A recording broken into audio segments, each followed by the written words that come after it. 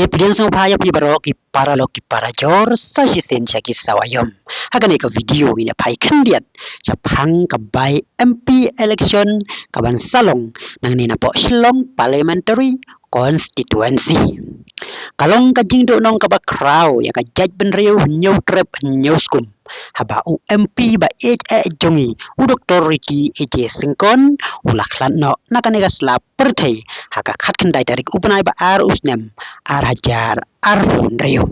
Hadin kajing klan no jong UMP ka election commission kan hapan penlong ya ka by election hapo henriu benai nakata ka constituency ka basa thali.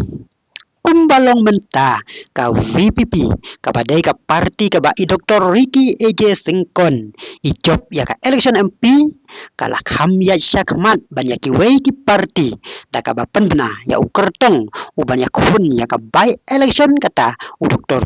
Baskem Marbo kaba ki wei ki parti haduk menta kidang sengap jar-jar bat timpat penbenakan dedet sedia.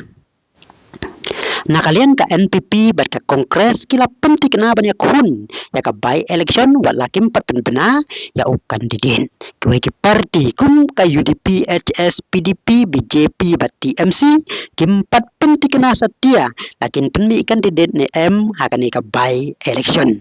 Lada pai sakipaj ba klempep kala jong ka parti VVP kadang beba hakane ka election naman haus nem arajar arbusau ka parti VVP kala kur hadu sanlak nyau huai hajar nyau pau prabot kabalong san pau san persen naka total bot bawan pep hakate ka election. Laban pun kemawang ne bahaswa baka VVP kan kene ya ka syuki MP na Silong sit ka kongres kaladai ka parti ka balabat lenter arpau hundros nem kenti leng baki arngut ki MP jong ka kata ulit PR kendia bat iba Vincent H pala kulay pi para loki para jorte tanado video sambiang agaway pat ka video ay kublay pi para kublay sibot.